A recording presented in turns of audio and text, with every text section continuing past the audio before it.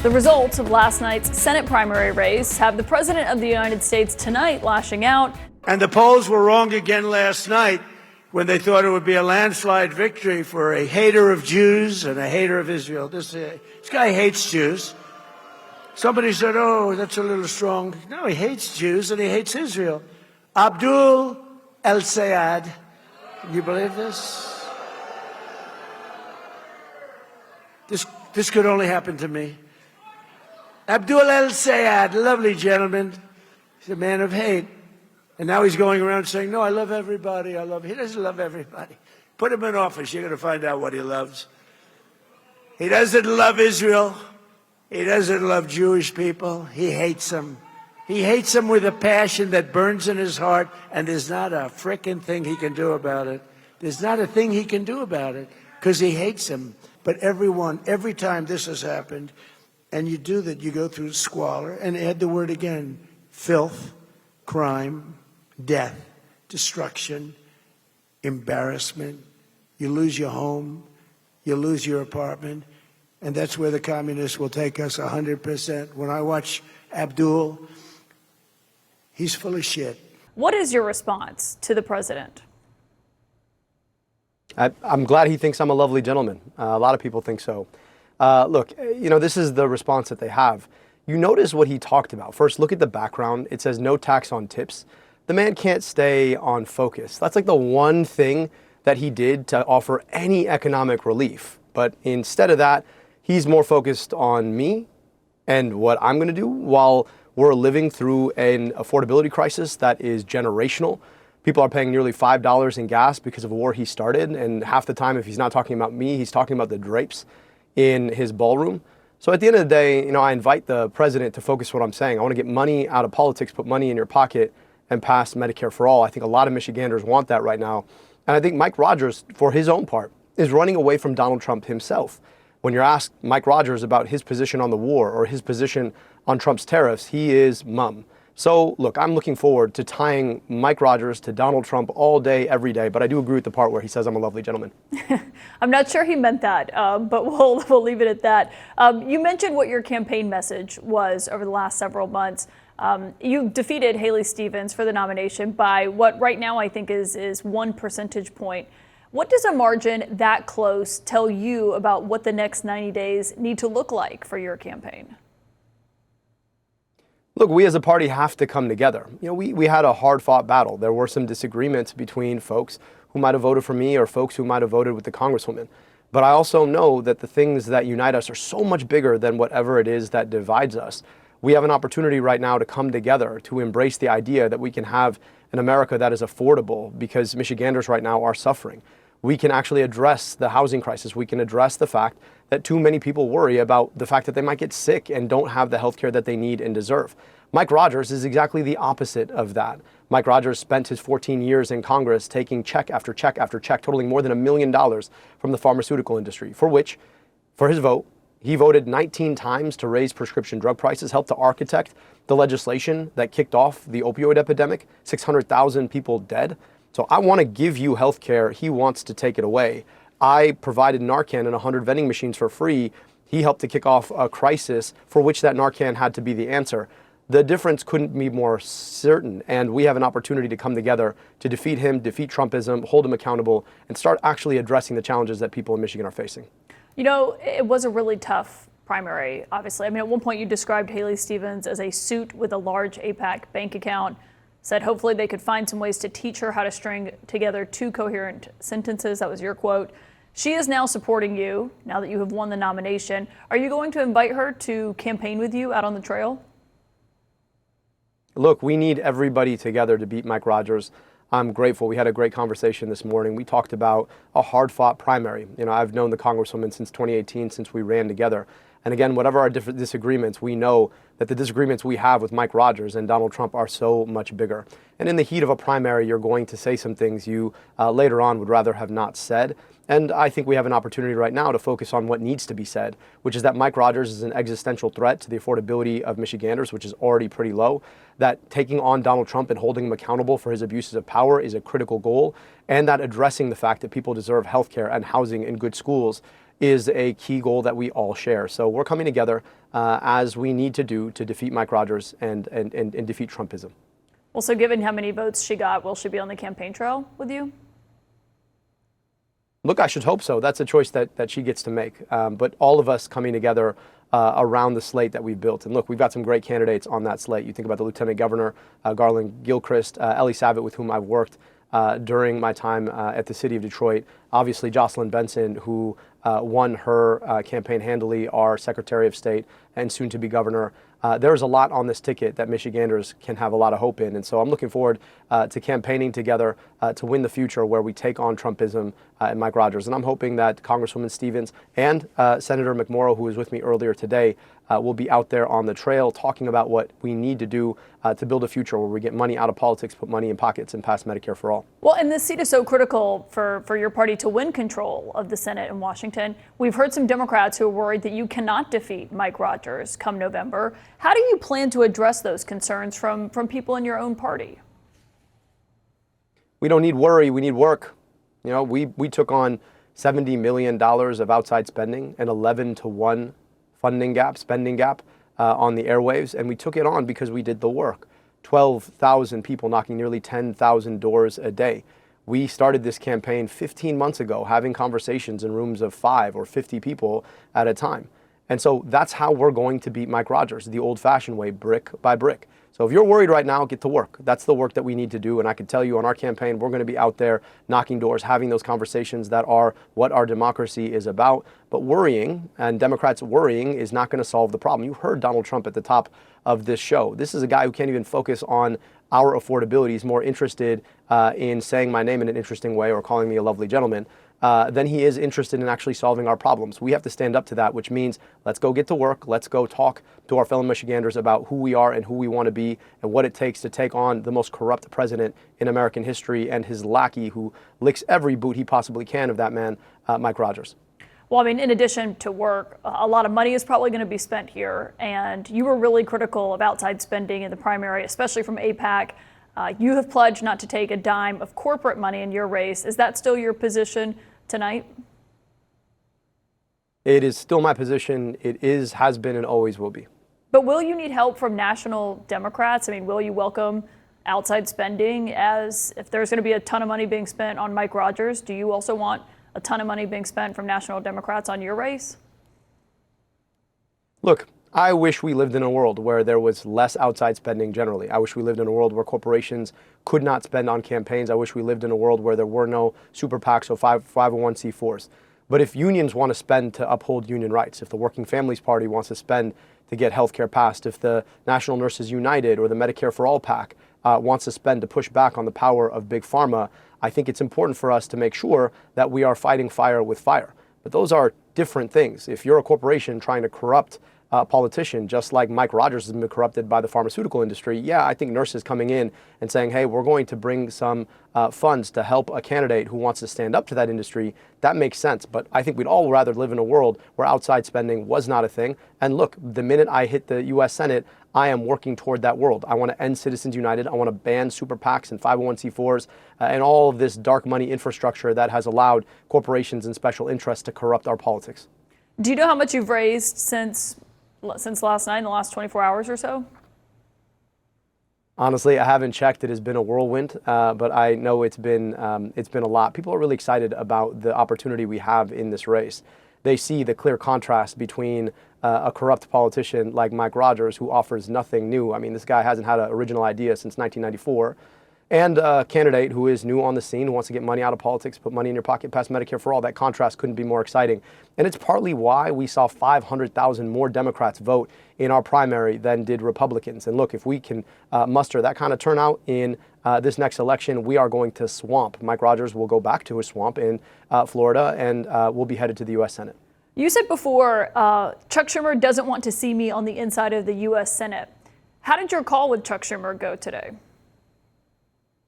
Well, at this point, I'm the only Democrat standing to come to the inside of the U.S. Senate, and I think we had a good, meaningful, heart-to-heart conversation about what it takes to win in a state like Michigan, and what needs to be done to defeat Mike Rogers. So I'm looking forward to partnering alongside him to win the Senate majority, to win back to keep the state of Michigan, and to win back the gavel for Democrats so that we can start holding Donald Trump accountable. I can't wait to sit across RFK Jr. and actually grill him. Dude uses big words he does not understand, and I happen to go to medical school, so I kind of understand them. It is going to be a good time holding him accountable for all of the grift that he has pushed on the American public. So if you win, that's the Trump official you most want to see testifying before you in the Senate.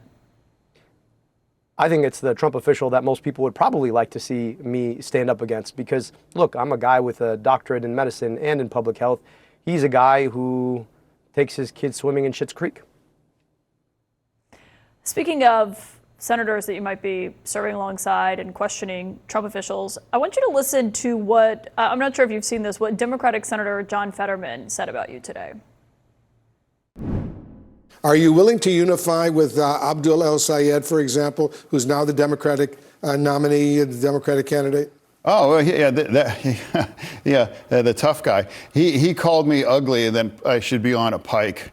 And I'm like, Chief, I own mirrors. Well, I can't come together with someone if you are willing to embrace people that loves Hamas or that thinks America deserved 9/11. I think that's reasonable. What's your response to Senator Fetterman? In Trump's words, what a lovely gentleman. I mean, he said that you need to renounce people like the left-wing streamer Hassan Piker, who was campaigning with you, who was out there in Michigan on Monday night, I believe last night as well. Do you have any plans to do that? Look, I'll tell you this. I'm less focused on folks who are campaigning with me, more focused on the folks I'm campaigning to. And I think it's important to stay in touch with the folks who you want to elect you. I think that's clearly what's gone wrong with Senator Fetterman. It's clear he probably doesn't spend much time in Pennsylvania because he was campaigning with Bernie Sanders and now wants to renounce Bernie Sanders. I don't know if he still thinks he's a Democrat or not. But look, I'm hoping to get to the U.S. Senate and maybe we can hash that conversation out in person. But for right now, I'm focused on winning my state so that we can win a Democratic majority in the fall. Can you clarify for us what your position is on funding for Israel if you do become a U.S. Senator? Are you opposed to all funding for Israel, period, military funding? I'm opposed to unconditional military aid for any country. That is Israel, yes, but that's also Egypt, where my family immigrated from. That's Pakistan, that's Saudi Arabia, that's UAE. And that's not because of a focus on what's happening anywhere except for a focus on what's happening here. We've got communities in my state where the median income is $14,000, and I believe they have a right to their tax dollars. I also believe in international law and upholding international law, and there are Leahy laws against dealing arms to countries who are engaged in human rights abuses. And I don't want to fund a foreign military that does genocide, apartheid, or has taken us to a war we don't need to fight. I believe in equal rights to peace, dignity, and self-determination for Jewish Israelis and Palestinians alike. I believe our responsibility, though, more than anything else, is to use our tax money here in Michigan to provide health care in Michigan, and schools in Michigan, and roads in Michigan, rather than to send it to a foreign government that might use it in the form of bombs and tanks to destroy infrastructure and schools and hospitals there. Some people might hear that and say, well, does he support, funding defensive systems like the Iron Dome in Israel? Do you? I don't believe that there's really a difference between offensive or defensive weapons. And I also don't believe it's my responsibility to buy defensive weapons for a foreign government when our kids are defenseless against schools that have been underfunded for a very, very long time. My responsibility as the next senator from Michigan is children in Michigan, rather than thinking about what's in the interest of a foreign government. Okay, so that's a yes, that you are against funding to things like the Iron Dome. I am against it in large part because I just don't understand why anybody thinks it's the right thing to do to send our tax dollars abroad to fund foreign militaries when our own kids barely get to go to schools that are functional. One thing during the campaign that we saw people in your state talk about, the Attorney General, Dana Nessel, she's Jewish. She said she's not going to go to the Democratic Party's nominating convention that's happening this month in your state. She says she doesn't feel safe there. You earlier today in your acceptance speech, when you got the nomination, said that you want to work to protect Jewish Americans, to make them feel safe. How do you plan to do that? What does that look like for you personally? Well, I happen to remember the nominating convention in 2018 when then Attorney General nominee Dana Nessel asked me to read her nomination officially into the books. So she felt perfectly safe with us there. I think it's important that all of us feel safe, and Jewish safety to me is a priority, just like the safety of my own daughters. But I do think it's important for us to differentiate between safety and between our different political positions about the interests of a foreign government. And I do think that it's unfortunate when people mix those issues. I've been very, very clear. Jewish people and Judaism are a light unto the world. I'm deeply grateful for them, and I will always stand with the Jewish people against any anti-Semitism in any type, just like I understand the experience of being discriminated against for how I pray. I don't want anybody discriminated against for how they pray. But that's not the same as AIPAC or Israel. And I think there is a challenge when folks try to use the specter of anti-Semitism to extend toward protecting a foreign government against criticism, and I think that's the place that the Attorney General and I might disagree. I'd be happy to have that conversation with her, but up until recently, we've had a great relationship, and I was honored that she invited me to read her nomination back in 2018, where I would think that she probably felt safe. You said up until recently. I mean, what is the state of your relationship with her right now? That's kind of unimportant, but I do think all of us need to unite around beating Mike Rogers, around beating Republicans. And, our relationship, likely I haven't had a long conversation with her, but I do think it has a lot to do with the fact that I do talk about the fact that our responsibilities are here rather than backstopping a foreign government. And on that, she and I disagree. But I do hope that she feels safe at our nominating convention. I think it's really important for all people to feel safe, and it's a thing that I am committed to. So I do hope that she comes. We want all Democrats to be a part of the movement that we need to take on to address Donald Trump. And if you ask yourself about safety of people who pray differently, you heard what Donald Trump was saying about people like me. What do you think he was trying to highlight? He was trying to highlight aspects of my name and my faith in what is a play toward a kind of Islamophobia that I think none of us really want. So look, I understand what it's like to be made to feel unsafe. And so our responsibility is to take him on so that we have a politics that embraces all people, whether you're Jewish or you're Muslim or you're Christian or you're Hindu or you're Sikh or you don't pray at all. You deserve to feel safe in this country. You deserve to feel safe in the Democratic Party. I'm committed to that. But I do think that we need to be very clear about differentiating between that and the interests of a foreign government. Well, and you talked about when you've run for office before, death threats that you got, Islamophobia. If you do win, you will become the first Muslim senator in U.S. history. What would that mean for you? It's not as much about what it means for me. I'm not running to be the first Muslim anything. I just want to be a really, really great senator for my state. But it does mean something, I think, about the country.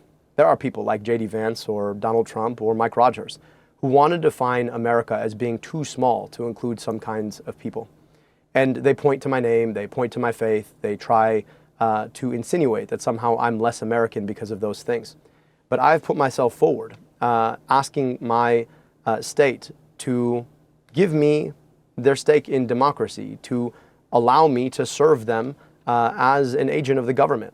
And there is no greater, I think, call than to ask your fellow Americans to give you their stake in democracy. And when they do, I think it says a lot about what America is. They want America to be small. I believe that America is big.